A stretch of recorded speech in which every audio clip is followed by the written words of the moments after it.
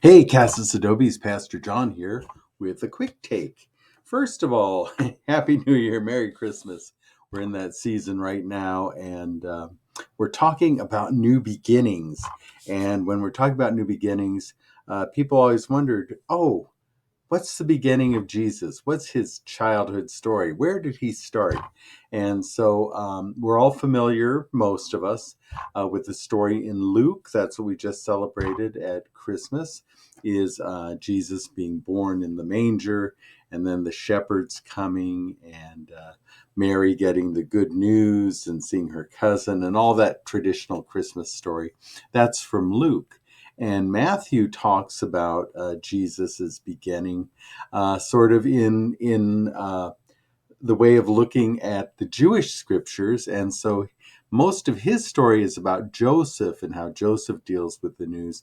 And then we have that story of the Magi coming that we're going to be celebrating on Dia de los Reyes, Three Kings Day.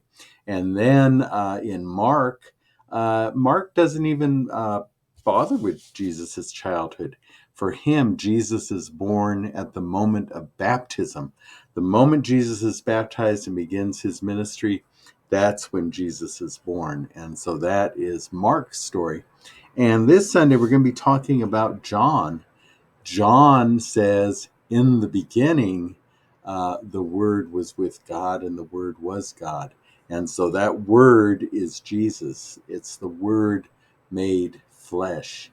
And so I talk a lot about Emmanuel, God with us. And so all the other stories are talking about ways we can experience God with us, whether it's a story in a manger or a story of a baptism or a story of people from other places recognizing Jesus. God is with us in all these ways. But John I like because John is like, there's no beginning and no end. God is with us all the time, all the time. And there's nothing that changes. And that's where that famous thing comes about. Uh, the light shines in the darkness and is not overcome. And I like how John puts it in the present tense. The light shines and it is not overcome. So this means forever and ever. So as you enter the new year, know that you are not alone, that we have each other and we have God. And with that, how can anything go wrong? Okay, so just keep persevering in that, and you know you have support in all of that. Have a very happy, blessed New Year, and